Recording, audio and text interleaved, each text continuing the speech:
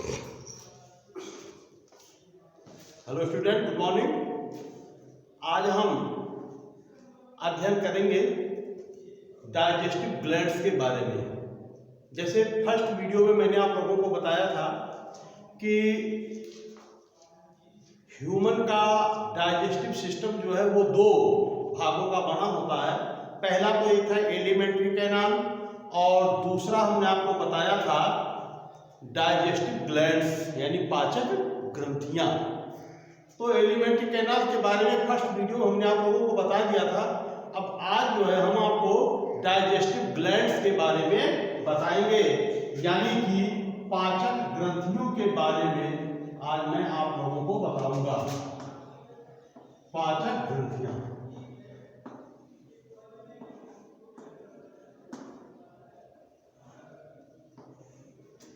तो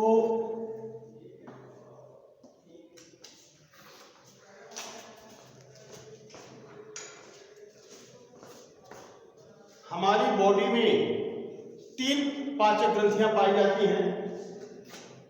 पहला है लार ग्रंथि, लार ग्रंथि।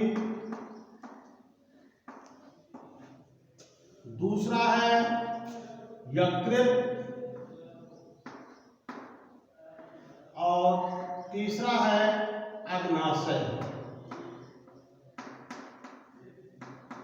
ये पाचन से संबंधित ये तीन ग्रंथियां हैं जो हमारी बॉडी में पाई जाती हैं। तो लार ग्रंथ के बारे में फर्स्ट वीडियो में मैंने आप लोगों को बताया था कि हमारी बॉडी में लार ग्रंथियां जो हैं ये तीन जोड़ी पाई जाती हैं। नंबर 1 सबलिंगुअल, नंबर 2 सबमैक्सिलरी,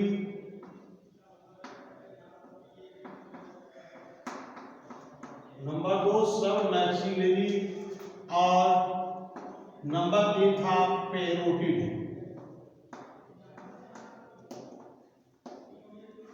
ये तीन जोड़ी लार ग्रंथियों के बारे में मैंने आपको बताया था कि हमारी बॉडी में तीन जोड़ी लार ग्रंथियां पाई जाती हैं। अब इन लार ग्रंथियों के द्वारा लार स्रावित होकर के मुखगुहा में आता है। अब इसमें जो पेरोटिड लार ग्रंथि है इसके द्वारा टायलिन एंजाइम का स्राव होता है और इसके बारे में डिटेल में हमने कल के वीडियो में मैंने आपको बताया था। अब अगला नेक्स्ट जो डाइजेस्टिव ग्लैंड्स है उसके बारे में मैं आपको बताना चाहूंगा। डाइजेस्टिव ग्लैंड, डाइजेस्टिव ग्लैंड यानी पाचक ग्रंथि। अब सेकंड जो है वो है लीवर। लीवर का मतलब यकृत। अब लीवर के बारे में देखिए आप। लीवर हमारी बॉडी की सबसे बड़ी ग्रंथि होती है। ध्यान में रहे, अगर जो क्वेश्चन ऐसा पूछा जाए तो हमारी बॉडी की सबसे बड़ी ग्रंथि, तब तो हम लीवर को लिखेंगे। लेकिन अगर कहीं पूछा जाता है कि हमारी बॉडी की सबसे बड़ी अंतःस्रावी ग्रंथि यानी एंडोक्राइन ग्लैंड कौन सी है, तो वो होता है थायराइड ग्लैंड। इसके बारे में आगे आप अध्ययन करेंगे। तो हमारे शरीर की सबसे बड़ी ग्रंथि जो है वो होती है लीवर यानी कि यकृत। यकृत जो है बाइलोब स्ट्रक्चर होती है, द्विपालित संरचना होती है, दो पालियों में बटी होती है। बड़ी पाली, दाईं पाली बड़ी होती है और बाईं पाली छोटी होती है। लीवर की जो उत्पत्ति है वो एंडोडर्म नामक भ्रूणीय जनन स्तर से होता है। एंडोडर्म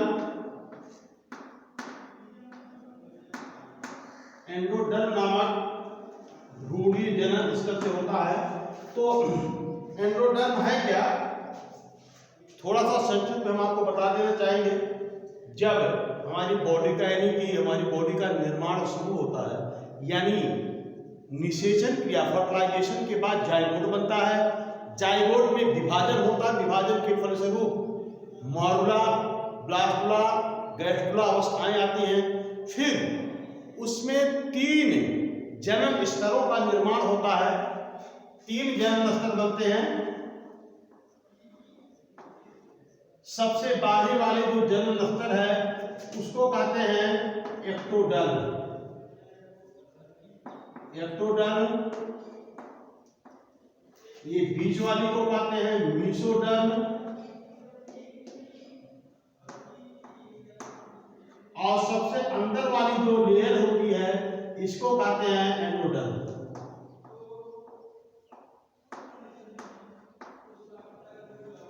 तो इन्हीं 3 स्तरों से ही हमारी पूरी बॉडी का निर्माण होता है। शरीर के सारे अंगों का निर्माण इन्हीं 3 जन्म स्तरों से होता है। तो लीवर का निर्माण जो है, ये लीवर का डेवलपमेंट ये एंडोडर्म नामक भ्रूणीय जन्म स्तर से होता है। लीवर एक ऐसी ग्लैंड है कि जिसका पाचन में तो बहुत महत्वपूर्ण रोल होता है, लेकिन इसके द्वारा कोई डाइजेस्टिव एंजाइम्स का सेक्रीशन नहीं होता, यानी लीवर के द्वारा कोई भी पाचक एंजाइम का निर्माण नहीं होता है। महत्वपूर्ण क्वेश्चन है, वह कौन सी ग्रंथि है जिसका पाचन में महत्वपूर्ण योगदान तो होता है, लेकिन उसके द्वारा कोई एंजाइम का स्राव, डाइजेस्टिव एंजाइम का स्राव नहीं होता है। उसका आंसर आप लिखेंगे लीवर, यकृत। अब यकृत के कार्य देखिए भाई, यकृत क्या काम करता है। यकृत का हमारी बॉडी में बहुत ही महत्वपूर्ण रोल होता है। इसके यकृत के कुछ फंक्शन के बारे में मैं आपको बता रहा हूं। यकृत का कार्य देखिए, यकृत का पहला कार्य है कि यकृत में पित्त का निर्माण होता है, यानी फॉर्मेशन ऑफ बाइल,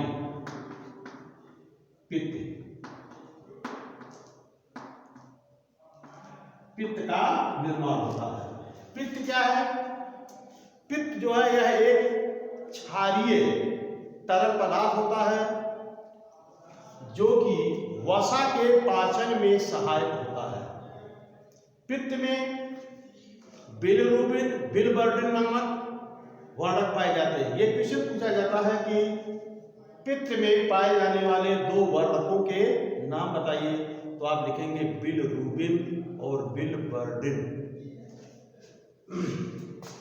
तो पहला है पित्त का निर्माण। अब देखिए, लीवर सेल्स में पित्त का निर्माण होता है, यानी पित्त का संश्लेषण होता है, और वह पित्त जो है आकर के पित्ताशय में संग्रहित होता है। ये भी महत्वपूर्ण क्वेश्चन है, प्रतियोगी परीक्षाओं में कई बार ऐसे क्वेश्चन पूछे जाते हैं कि पित्त का निर्माण निम्नलिखित में से किस अंग में होता है, तो उसमें पित्ताशय लिखा रहता है, यकृत लिखा रहता है, और 2 और कोई अंग का नाम लिखा जाता है। तो इसमें ज्यादातर बच्चे कंफ्यूज होकर के वो लिख देते हैं पित्ताशय। तो पित्ताशय ये गलत है। पित्ताशय में पित्त का निर्माण नहीं होता, पित्त का निर्माण यकृत में होता है, जबकि पित्ताशय में आकर के वो स्टोर रहता है, और आवश्यकता पड़ने पर ये पित्त भोजन में स्रावित होता रहता है, और आगे उसके फंक्शन के बारे में हम आपको बाद में बताएंगे। तो पहला काम है लीवर का कि पित्त का निर्माण।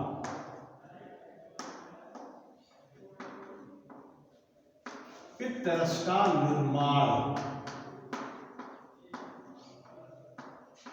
दूसरा कार्य देखिए, अच्छा, दूसरा कार्य है कि यकृत जो है, यकृत में यूरिया का निर्माण होता है, यानी यूरिया का निर्माण करना। दूसरा कार्य क्या है लीवर का? यूरिया का निर्माण करना, फॉर्मेशन ऑफ यूरिया।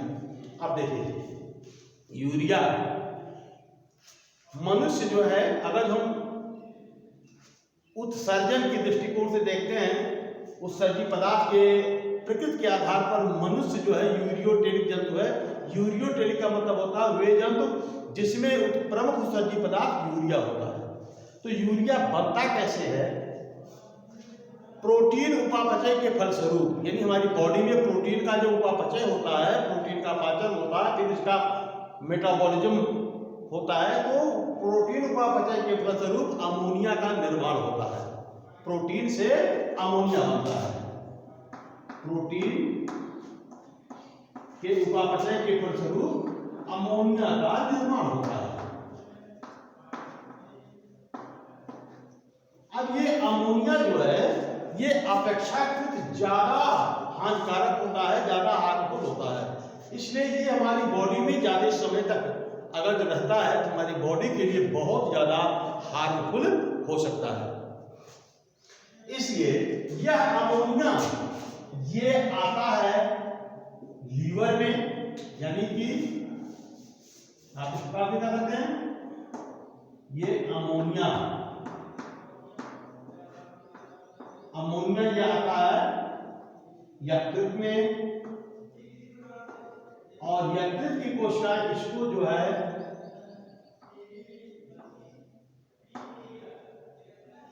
यूरिया में कन्वर्ट कर देती है। तो अब देखिए यूरिया के एक अणु के निर्माण में अमोनिया का 2 अणु, कार्बन डाइऑक्साइड का 1 अणु और एटीपी के 3 अणु भाग लेते हैं। ये हम आपको डिटेल में बताएंगे एक्सक्रीटरी सिस्टम जब पढ़ाएंगे। तो लीवर का दूसरा काम क्या हो गया? यूरिया का निर्माण करना। तीसरा कार्य देखिए, यकृत का तीसरा कार्य है ग्लाइकोजेनेसिस।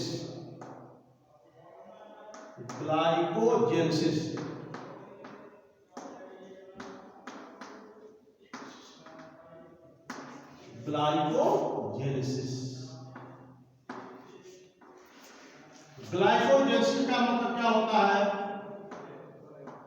ग्लाइकोजेनेसिस का मतलब होता है ग्लाइकोजन का निर्माण, formation of glycogen from glucose. Glucose से ग्लाइकोजन के निर्माण की क्रिया ग्लाइकोजेनेसिस कहलाता है। तो रुधिर में आवश्यकता से अधिक ग्लूकोज जो होता है, यकृत की कोशिकाएं आवश्यकता से अधिक ग्लूकोज को ग्लाइकोजन में कन्वर्ट करके स्टोर कर लेती हैं। यह क्रिया ग्लाइकोजेनेसिस कहलाता है। हम आपको बता देना चाहते हैं कि ब्लड में यदि शुगर की मात्रा यानी कि शर्करा की मात्रा और ग्लूकोज की मात्रा अधिक हो जाती है, तो अगर ये लगातार अधिक रहता है तो इस कंडीशन को मधुमेह रोग कहते हैं, जिसको डायबिटीज भी कहा जाता है। तो जो डायबिटीज पेशेंट होते हैं उनमें ग्लूकोज से ग्लाइकोजन का निर्माण जो है ये नहीं होता अथवा बहुत कम होता है। तो लीवर का तीसरा काम हो गया ग्लाइकोजेनेसिस। तो ग्लाइकोजेनेसिस किसे कहेंगे? ग्लूकोज से ग्लाइकोजन के निर्माण की क्रिया ग्लाइकोजेनेसिस कहलाता है। नेक्स्ट है चौथा पॉइंट, ग्लाइकोजिनोलाइसिस।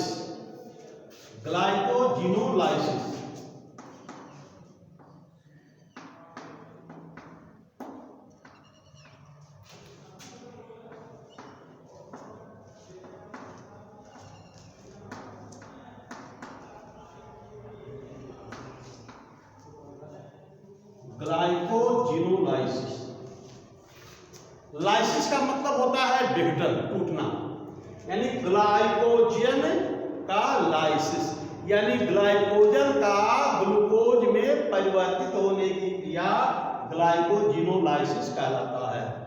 यानी ग्लाइकोजन का ग्लूकोज में बदलना ग्लाइकोजिनोलाइसिस कहलाता है। तो जब हमारी बॉडी में ग्लूकोज की कमी होने लगती है, हमारे रुधिर में ब्लड में ग्लूकोज की कमी होने लगती है, तो ये होता क्या है कि लीवर में जो ग्लाइकोजन संचित रहता है वह ग्लाइकोजन पुनः ग्लूकोज में कन्वर्ट होकर के ब्लड में रिलीज होता रहता है। यह क्रिया ग्लाइकोजिनोलाइसिस कहलाता है। हम आपको बता देना चाहते हैं, एक सामान्य मनुष्य के बॉडी में लगभग 400 ग्राम ग्लाइकोजन स्टोर रह सकता है। 400 ग्राम ग्लाइकोजन स्टोर रह सकता है। इस 400 ग्राम ग्लाइकोजन में 100 ग्राम ग्लाइकोजन ये लीवर में यानी यकृत में संचित रह सकता है और बाकी 300 ग्राम ग्लाइकोजन ये जो है हमारी मांसपेशियों में संचित रह सकता है। 100 ग्राम ग्लाइकोजन लीवर में और 300 ग्लाइकोजन मांसपेशियों में संचित रह सकता है। कुल मिलाकर के 400 ग्राम ग्लाइकोजन हमारी बॉडी में स्टोर रह सकता है। तो लीवर का नेक्स्ट फंक्शन मैंने आपको बताया कि ग्लाइकोजिनोलाइसिस यानी ग्लाइकोजन से ग्लूकोज निर्माण की क्रिया ग्लाइकोजिनोलाइसिस कहलाता है। अगला है ग्लाइकोनियोजेनेसिस। ग्लाइकोनियोजेनेसिस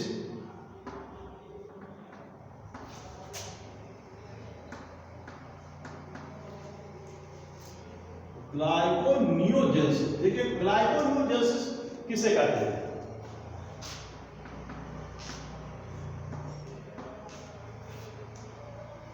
अमीनो अम्ल और वसी अम्ल से ग्लूकोज निर्माण की क्रिया ग्लाइकोनियोजेनेसिस कहलाता है। क्या बताया मैंने आपको? वसीय अम्ल और अमीनो अम्ल से ग्लूकोज निर्माण की क्रिया ग्लाइकोनियोजेनेसिस कहलाता है। यानी कि जब हमारी बॉडी में कभी आवश्यकता होती है, ग्लूकोज की जब कमी होने लगती है हमारी बॉडी में, आदमी बीमार हो जाता है, किसी कारण से ग्लूकोज की कमी हो जाती है और ग्लाइकोजन भी कम हो जाता है, तो ऐसे कंडीशन में लीवर सेल क्या करते हैं कि जो वसी अम्ल है, वसी अम्ल क्या है? वसी अम्ल वसा पाचन का अंतिम उत्पाद होता है, वसी अम्ल और ग्लिसरॉल। हमने आपको फर्स्ट वीडियो में बताया था कि वसा का जब पाचन होता है तो अंतिम उत्पाद के रूप में वसी अम्ल और ग्लिसरॉल बनता है। प्रोटीन का जब पाचन होता है तो प्रोटीन पाचन के फलस्वरूप अंतिम उत्पाद के रूप में अमीनो अम्ल बनता है। तो जब हमारी बॉडी में ग्लूकोज की कमी हो जाती है तो लीवर सेल क्या करती हैं कि ये जो वसी अम्ल है, वसी अम्ल से फैटी एसिड, वसी अम्ल से पुनः ग्लूकोज का निर्माण कर देती हैं। वसी अम्ल से पुनः ग्लूकोज का निर्माण कर देती है, या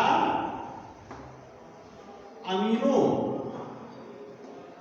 अम्ल से भी एक ग्लूकोज का निर्माण कर देती हैं। यह क्रिया जो है ग्लाइकोनियोजेनेसिस कहलाता है। तो लीवर का एक काम तो हमने आपको बताया भाई, पित्तरस का निर्माण करना। दूसरा कार्य हमने आपको बताया कि यूरिया का निर्माण करना। तीसरा कार्य हमने आपको बताया ग्लाइकोजेनेसिस यानी ग्लूकोज से ग्लाइकोजन निर्माण की क्रिया। नेक्स्ट हमने आपको बताया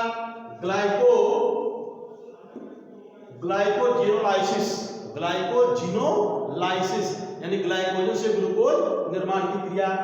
और नेक्स्ट हमने आपको बताया ग्लाइकोनियोजेनेसिस यानी वसी अम्ल और अमीनो अम्ल से पुनः ग्लूकोज निर्माण की क्रिया ग्लाइकोनियोजेनेसिस कहलाता है। लीवर का नेक्स्ट फंक्शन अगला देखिए,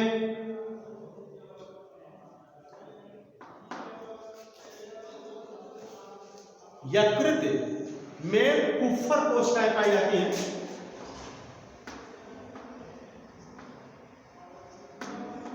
यकृत में कुप्फर कोशिकाएं पाई जाती हैं। ये कुप्फर कोशिकाएं क्या करती हैं?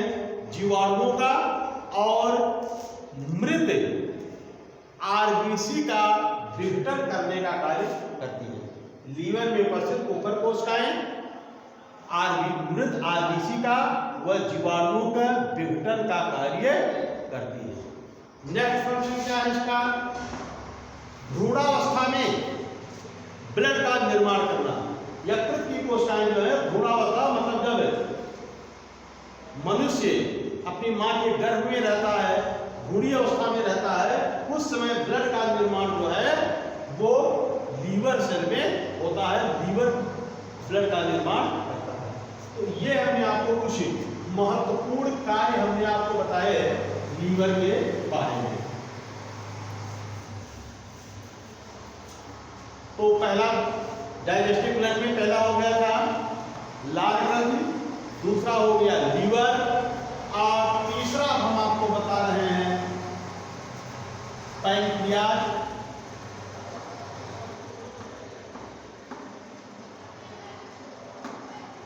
पैंक्रियाज का मतलब हो गया अग्नाशय।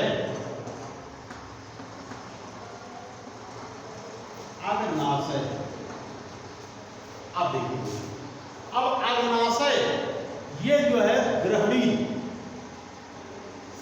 में, यानी अग्नाशय एक पत्ती के आकार की संरचना होती है जो कि ग्रहणी में आकर के खुलती है।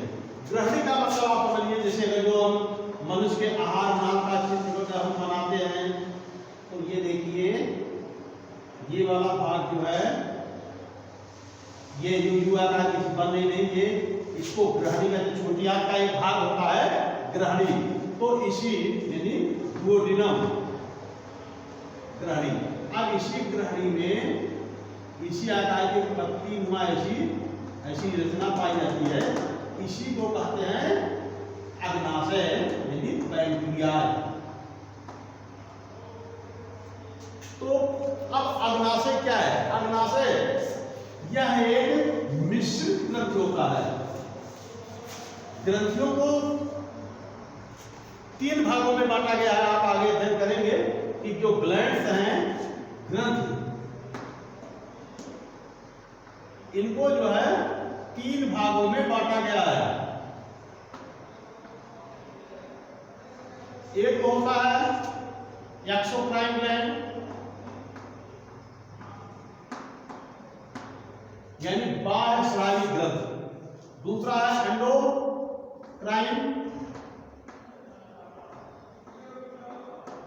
एंडोक्राइन ग्लैंड और तीसरा है मिक्स्ड ग्लैंड, मिश्रित ग्रंथि। तो बाह्य स्रावी एक्सोक्राइन ग्लैंड यानी बाह्य स्रावी ग्रंथियां वे होती हैं कि जिनके द्वारा प्रायः एंजाइमों का, श्लेष्मा का, कार्य का स्राव होता है, उनको बाह्य स्रावी ग्रंथि यानी वे ग्रंथियां जिनका स्राव किसी एक नलिका के माध्यम से दूसरे स्थान तक स्थानांतरित होती हैं, उनको एक्सोक्राइन ग्लैंड यानी बाह्य स्रावी ग्रंथि कहते हैं। अंतःस्रावी ग्रंथियां क्या होती हैं? वे ग्रंथियां होती हैं जिनका स्राव सीधे रुधिर के माध्यम से एक स्थान से दूसरे स्थान तक पहुंचती है, उनको कहते हैं एंडोक्राइन ग्लैंड। और मिक्स्ड ग्लैंड यानी मिश्रित ग्रंथियां क्या होती हैं?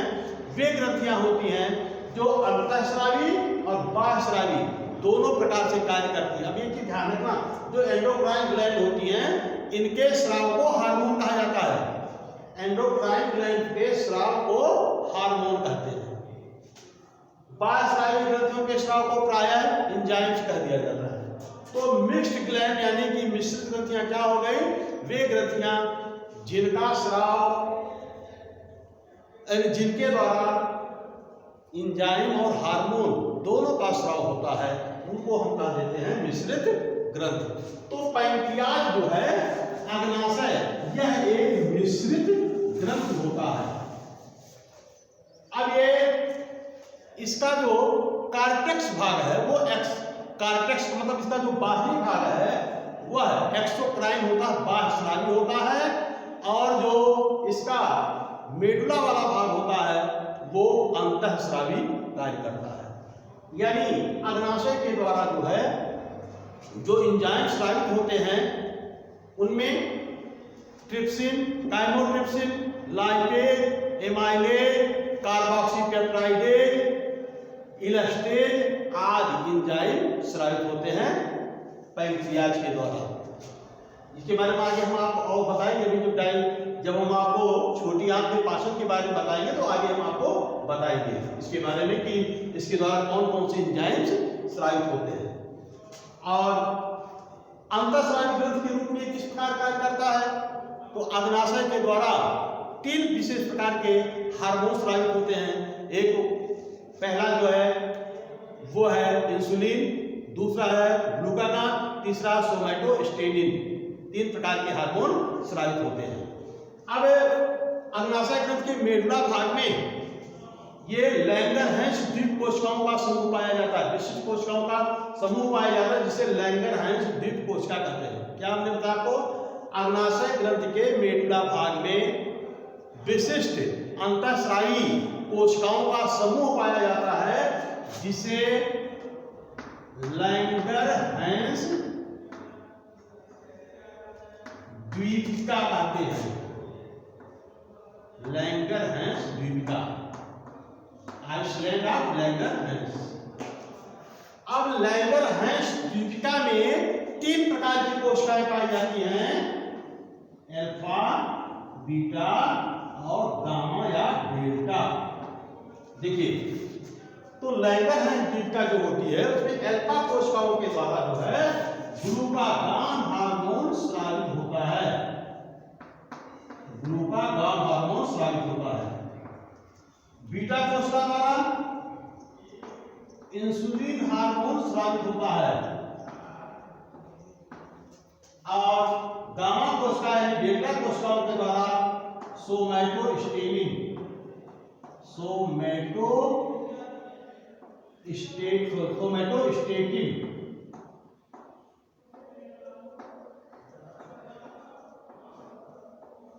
हार्मोन स्रावित होता है। ग्लूकागॉन हार्मोन क्या करता है, इंसुलिन हार्मोन क्या करता है, इंसुलिन हार्मोन ग्लूकोज को ग्लाइकोजन में परिवर्तन के लिए प्रेरित करता है। ग्लूकागॉन क्या करता है, ग्लाइकोजन से ग्लूकोज निर्माण को बढ़ाता है। और सोमैटोस्टेटिन क्या करता है, यह ग्लूकागॉन और इंसुलिन दोनों के कार्यों पर नियंत्रण रखता है, यानी दोनों के स्राव का नियंत्रण ये रखता है। तो ये हो गया अग्नाशय ग्रंथि। तो डाइजेस्टिव ग्लैंड हमारी बॉडी में 3 हो गए। एक हो गया लार ग्रंथि, दूसरा हो गया यकृत, तीसरा हो गया अग्नाशय यानी पैंक्रियास। अब इसके बाद हम आगे शुरू करते हैं। हमने कल के वीडियो में हमने आप लोगों को मुख गुहा में पाचन की क्रिया विधि हमने आपको बताया था। अब मैं ये बता रहा हूं कि मुख गुहा से आगे चलने के बाद ग्रसनी पड़ता है, उसके आगे ग्रसिका होता है। ग्रसनी और ग्रसिका में भोजन के किसी भी घटक का कोई पाचन नहीं होता है। फिर भोजन आता है आमाशय में। आमाशय में पाचन की क्रिया किस प्रकार से होती है वो मैं आपको बता रहा हूँ। संक्षिप्त में आप ये जान लीजिए कि आमाशय में मुख्य रूप से प्रोटीन का पाचन होता है। अब पूरी प्रोसीजर के बारे में आपको बता रहा हूं कि आमाशय में पाचन कैसे कैसे होता है।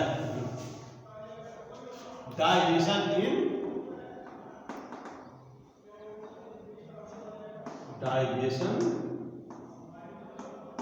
इन स्टोमक, यानी आमाशय में पाचन की क्रिया विधि, क्रिया कैसे होती है वो देखिए आप। आमाशय में भोजन लगभग 3 घंटे तक रहता है। आमाशय में 2 प्रकार से पाचन होता है। एक को कहते हैं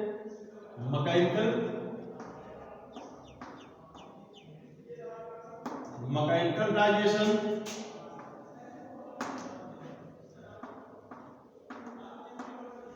और दूसरे को हम कह सकते हैं रासायनिक पाचन, केमिकल डाइजेशन।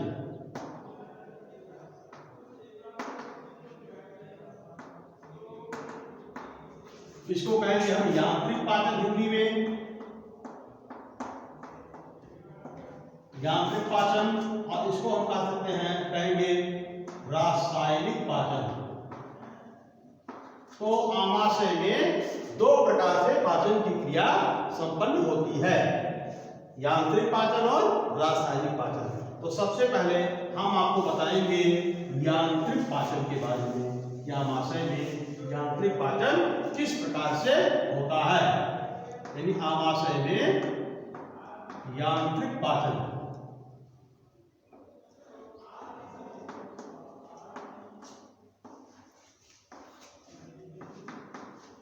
अब देखिए, हमने आपको बताया भोजन आमाशय में लगभग 3 घंटे तक रहता है। तो जैसे भोजन पहले आमाशय में आता है तो आमाशय की दीवारों में क्रमाकुंचन गति होती है, क्रमाकुंचन गति। क्रमाकुंचन गति का मतलब यह होता है जैसे कोई चीजें सिकुड़ जाए फैल जाए, सिकुड़ जाए फैल जाए, इस प्रकार की मूवमेंट को क्रमाकुंचन गति कहते हैं।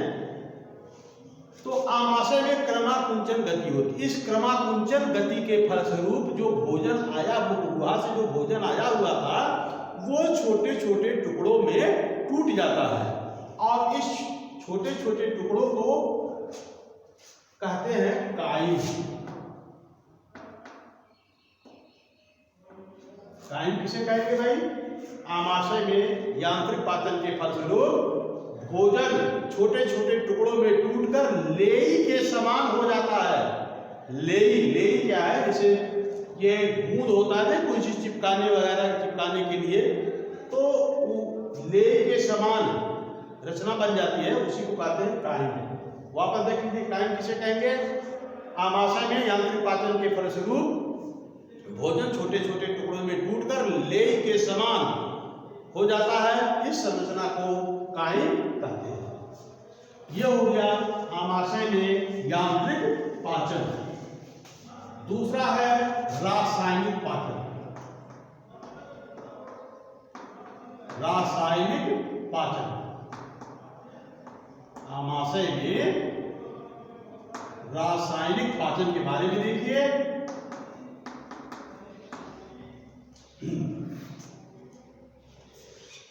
आमाशय की हमने पहले वीडियो हमने आपको बताया था, जब आमाशय की संरचना के बारे में बता रहा था कि आमाशय की दीवारों में कई प्रकार की विशेष कोशिकाएं पाई जाती हैं, ग्रंथि कोशिकाएं पाई जाती हैं, जिनके द्वारा कई प्रकार के पदार्थों का स्राव किया जाता है। तो उसमें से जाइमोजन कोशिकाओं के, हमने आपको बताया था कि जाइमोजन कोशिका भी होती है, गोबलेट कोशिका, जाइमोजन कोशिका, आक्सिंटिव कोशिका, इनके बारे में मैंने आपको बताया था। तो जाइमोजन, जाइमोजन कोशिका, नंबर 2 आक्सिंटिक, आक्सिंटिक कोशिका, नंबर 3 गोबलेट या श्लेष्मा कोशिका, गोबलेट या श्लेष्मा कोशिका। चौथा हमने आपको बताया था आर्जेंटाफिन कोशिका,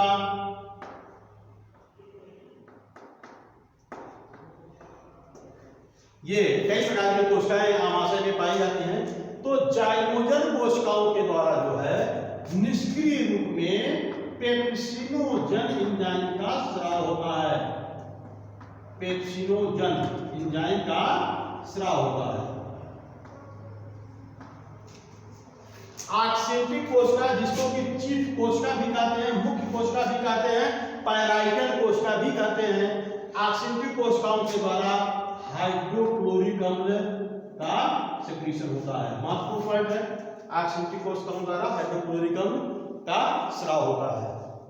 गोबलेट कोशिकाओं के द्वारा, इसके द्वारा म्यूकस यानी श्लेष्मा का स्राव होता है। और आर्जेंटाफिन कोशिकाओं द्वारा हार्मोनों का स्राव होता है, पाचन से संबंधित, पाचन क्रिया को नियंत्रित करने वाले हार्मोनों का स्राव होता है आर्जेंटाफिन कोशिकाओं द्वारा। अब देखिए, तो सबसे पहले जाइमोजन कोशिकाओं द्वारा निष्क्रिय रूप में पेप्सिनोजन एंजाइम का स्राव होता है। और ऑक्सीडेटिव कोशिकाओं द्वारा हाइड्रोक्लोरिक एसिड का स्राव होता है। तो होता क्या है कि ये जो हाइड्रोक्लोरिक अम्ल है ये निष्क्रिय पेप्सिनोजन एंजाइम को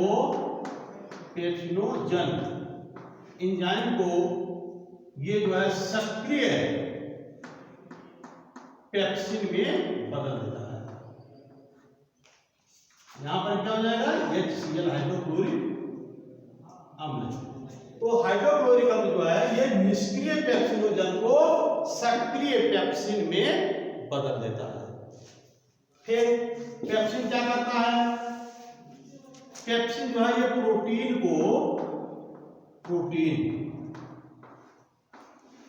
पेप्सिन यहां पर पेप्सिन जो है प्रोटीन को प्रोटियोज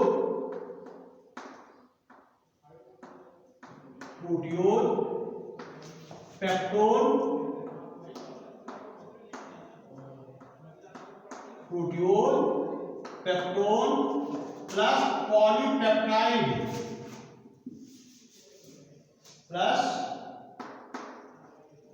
पॉलीपेप्टाइड में तोड़ देता है। यानी पेप्सिन एंजाइम प्रोटीन को प्रोटियोज, पेप्टोन प्लस पॉलीपेप्टाइड में तोड़ देता है। ये रासायनिक पाचन होता है आमाशय में। यानी आमाशय में मुख्य रूप से प्रोटीन का पाचन होता है। पेप्सिन एंजाइम प्रोटीन को प्रोटियोज, पेप्टोन, पॉलीपेप्टाइड में तोड़ देता है। अब देखिए हाइड्रोक्लोरिक अम्ल का काम क्या है, ये भी पूछा जाता है HCl के क्या कार्य हैं, यानी आमाशय में HCl का क्या कार्य है। तो HCl का कार्य देखिए, आमाशय में हाइड्रोक्लोरिक अम्ल का कार्य। तो पहला काम है कि हाइड्रोक्लोरिक अम्ल जो है निष्क्रिय पेप्सिनोजन को सक्रिय पेप्सिन में बदल देता है। दूसरा काम है कि भोजन के साथ आए हुए जीवाणुओं को HCl किल कर देता है। तीसरा काम है यह भोजन की अम्लीयता को बढ़ा देता है, जिससे कि पेप्सिन एंजाइम क्रिया कर सके। यानी पेप्सिन एंजाइम को क्रिया करने के लिए आवश्यक अम्लीय माध्यम हाइड्रोक्लोरिक अम्ल उपलब्ध करवाता है, प्रोवाइड करवाता है। अगला काम क्या है, हाइड्रोक्लोरिक अम्ल यह कार्डियक वाल्व और पाइलोरिक वाल्व के खुलने व बंद होने को नियंत्रित करता है। तो ये आमाशय में इस प्रकार से पाचन होता है। अब दूसरा मैं आपको बता रहा हूं इसमें, यानी आमाशय में और क्या पाचन होता है। एक तो जैसे प्रोटीन का, तो मुख्य रूप से प्रोटीन का पाचन होता है। पेप्सिन एंजाइम जो है प्रोटीन को प्रोटियोज, पेप्टोन, पॉलीपेप्टाइड में बदलता है। और देखिए आमाशय की दीवारों द्वारा, आमाशय की कोशिकाओं के द्वारा जो है ये आमाशयिक लाइपेज का भी स्राव होता है। आमाशयिक लाइपेज एंजाइम का, आमाशयिक लाइपेज एंजाइम का स्राव होता है।